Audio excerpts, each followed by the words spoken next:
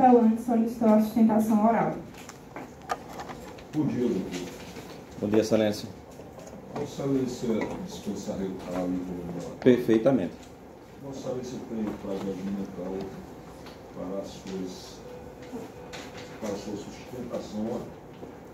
Muito obrigado, Excelência. Saúdo a presidência, na pessoa do desembargador José Evandro Nogueira Lima Filho, excelentíssimo senhor relator, desembargador Francisco Bezerra Cavalcante, na pessoa de quem saúdo todos os seus eminentes pares, e a quem agradeço também a acolhida em seu gabinete na semana pretérita para fins de despacho. Senhora procuradora, senhora defensora, senhores da doutora Marina, servidores da Justiça, desde a mocinha do café até o vigilante lá na porta de entrada, né, até os que estão aqui na tecnologia, na TI, sem os quais não seria absolutamente possível os trabalhos desta Câmara. Nosso policial aqui presente, caros colegas advogados, advogadas, né, que comigo compartilham essas trincheiras de uma missão tão nobre, tanto os presentes quanto os virtuais. Eu vou pedir, né, licença em absoluto respeito ao tempo exíguo de Vossas Excelências para não incorrer no mal professoral e vou me apegar de forma muito pontual àquilo que está posto aqui no meu pequeno esqueminha. Senhores, senhoras, trata-se de uma matéria que com certeza, assim imagino eu, não é tão corriqueira nesse Tribunal de Justiça e nesta Câmara, nesta quarta Câmara de Direito Privado. Eu penso que não sejam todos os dias que chegam apelações, recursos, embargos deste teor. A matéria, penso eu, vai muito além do mero pedido da expedição de um alvará para a liberação de valores bancários e também, penso eu, vai muito além do reconhecimento ou não, objeto da sentença ora atacada por meio desta apelação, da legitimidade da província São Francisco das Chagas do Ceará e Piauí, mais conhecidos como os frades capuchinhos, jurisdicionados no Ceará e no Piauí, para ocupar o polo passivo, ativo dessa relação processual. A questão, Excelências, ela é muito, muito mais profunda, muito mais ampla. E Vossas Excelências hoje, esta quarta Câmara, terão a oportunidade, já conhecendo, evidentemente, o processo, de se debruçar sobre uma matéria que está afeta, que está diretamente ligada ao direito constitucional, ao direito civil, ao direito concordatário, relações Santa Sé e os diversos estados, e ao direito canônico, mas também ligada diretamente a uma questão que já se põe há mais ou menos 2000 anos de vida da humanidade, que é justamente a relação entre a Igreja Católica e as diversas sociedades políticas, entre as quais aquilo que hoje, tão modernamente, desde a Revolução Francesa somente, denominamos, Excelência, de Estado moderno. E assim o fazendo, permitam-me ter esta ousadia, terão Vossas Excelências e o Tribunal de Justiça do Estado do Ceará a oportunidade de inovar jurisprudencialmente no Brasil, estabelecendo entendimento sobre um tema tão antigo e tão novo. Eu parafraseio aqui Santo Agostinho, o desembargador Jaime cita Cícero, vou trazer aqui Santo Agostinho. Tema tão antigo, 2000 anos, mas tão novo. Diz-se matéria afeta ao direito constitucional, Excelência, porque nós estamos aqui tratando sim de direitos fundamentais de uma pessoa falecida, o senhor Juraci Salles Correia, frade capuchinho, mais conhecido como Frei Vigílio, muito particularmente nas suas opções mais radicais e essenciais de vida, a sua consagração religiosa, a profissão pelos votos, pelos conselhos evangélicos de obediência, castidade e também pobreza. Dito em outras palavras, estamos tratando do princípio da liberdade religiosa. Diz-se matéria afeta ao direito civil porque estamos, Excelência, evidentemente, diante de direito sucessório. Diz-se de matéria afeta ao direito concordatário, pois vai ser impossível, doutora Ângela, não trazer aqui à baila, doutora Leila, o decreto 7.107 de 2010, ou simplesmente Acordo Brasil-Santa Sé, que regulamenta as relações jurídicas entre o Estado brasileiro e a Santa Sé, mas não somente a Santa Sé, enquanto pessoa jurídica de direito público internacional, também as diversas instituições eclesiásticas no caso do Brasil, como, por exemplo, as dioceses, as arquidioceses, as paróquias, as congregações religiosas, os seminários e tantas outras, todas elas detentoras de personalidade jurídica canônica e também civil, são portadoras de CNPJ. Diz-se de matéria afeta ao direito canônico, tendo em vista os que figuram nos autos, como o de Cujos, um frade capuchinho, desde 1942, como ora apelante, também uma circunscrição eclesiástica, a província, que se relacionaram, eles, sob a égide deste ordenamento jurídico, o direito canônico.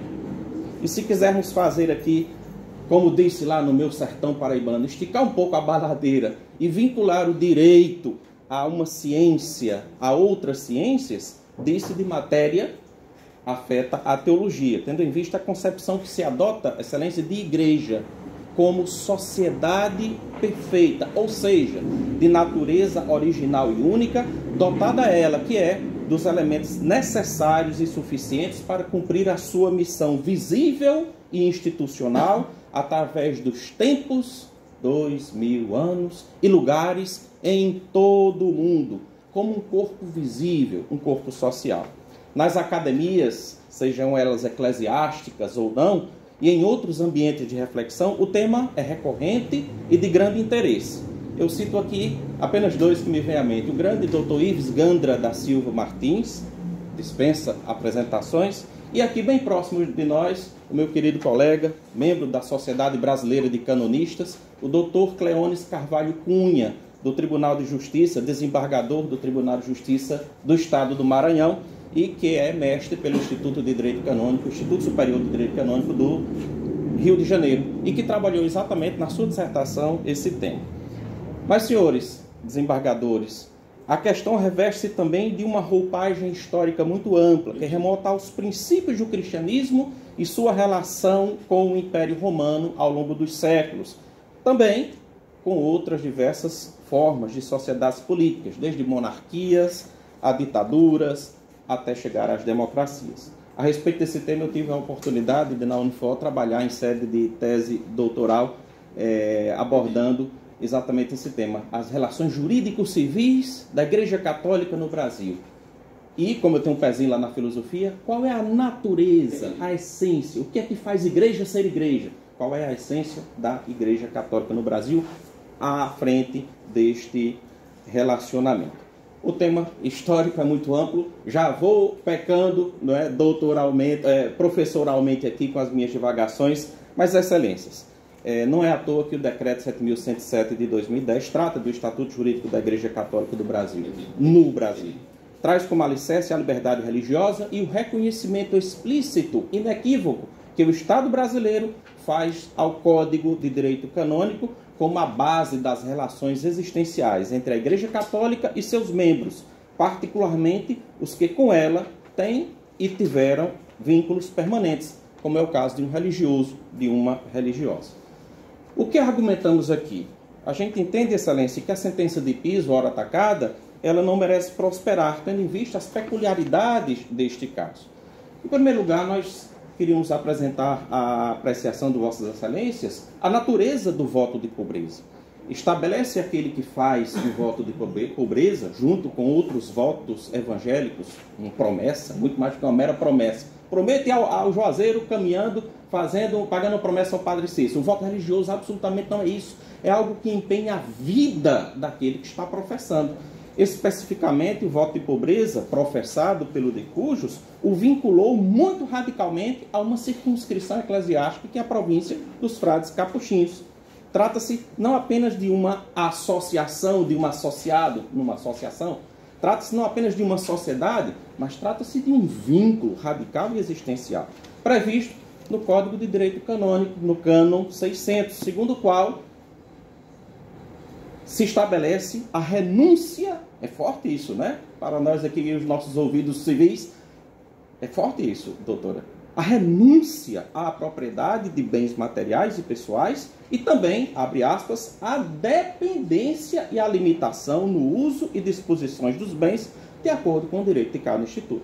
Por quase 80 anos, o Frei Juraci viveu sob essa condição de forma que seus bens, incluindo seus valores, os oriundos de pensões, de congruas prolabores, por opção própria, não eram seus e devem ser automaticamente revertidos à sua ordem religiosa, a procep.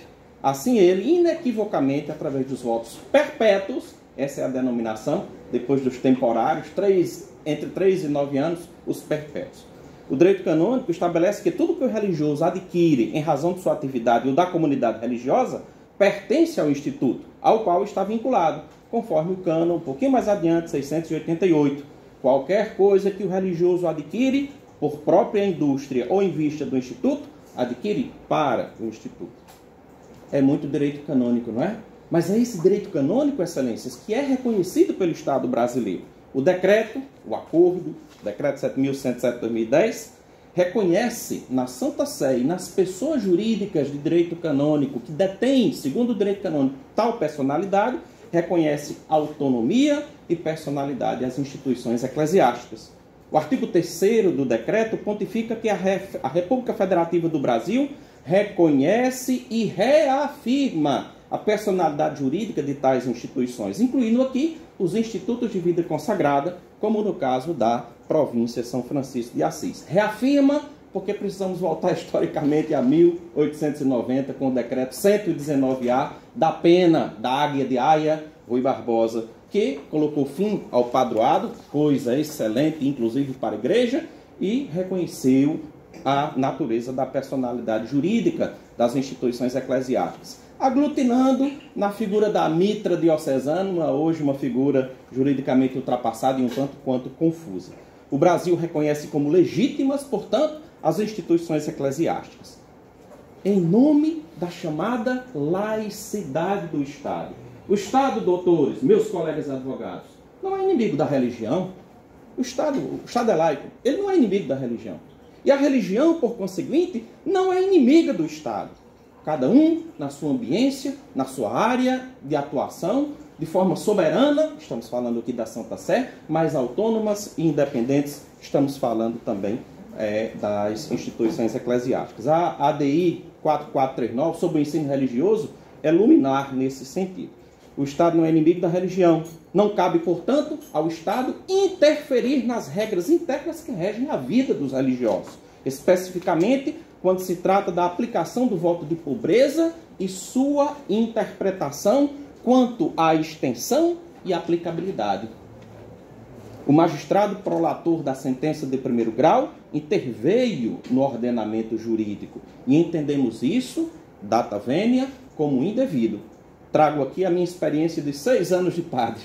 Assim o fiz, assim exerci entre 2004 e 2010, pedi dispensa, o direito me fisgou, aqui estamos nós, a educação me fisgou, estamos nós. Mas, excelência, quanto sofrimento um pobrezinho de um pároco de interior tem, doutora, para pedir a imunidade tributária no IPVA do veículo comprado a tanto custo lá pela paróquia, ou o IPTU da casa paroquial.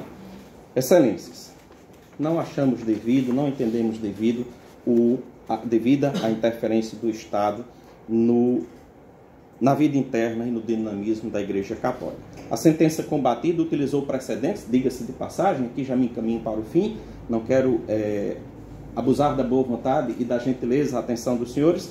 A sentença combatida utilizou jurisprudências absolutamente inadequadas, que tratavam de associações civis comuns, como demonstrado aqui. O vínculo entre o de Cujos, o Frei Vigílio, e a província São Francisco das Chagas do Ceará e Piauí não era de uma mera associação. Eu sou associado, eu sou membro da Associação Quixadaense de Letras. Eu nem vou para as reuniões que minha superiora não me escute lá, não é? Posso ser expulso, simplesmente posso sair. O vínculo do de Cujos é diferente, é um vínculo de vida.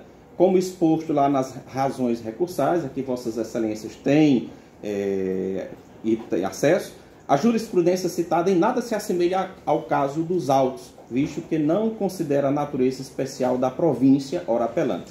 Concluo, excelência, então, diante de tudo que está nos autos e aquilo que foi verbalizado aqui, pedimos, portanto, o conhecimento do recurso de apelação e o seu provimento, com a declaração da legitimidade da província São Francisco das Chagas do Ceará ao Piauí e a consequente, evidentemente, expedição do alvará, termos em que pedimos deferimento e desde já gratos pela gentileza da atenção.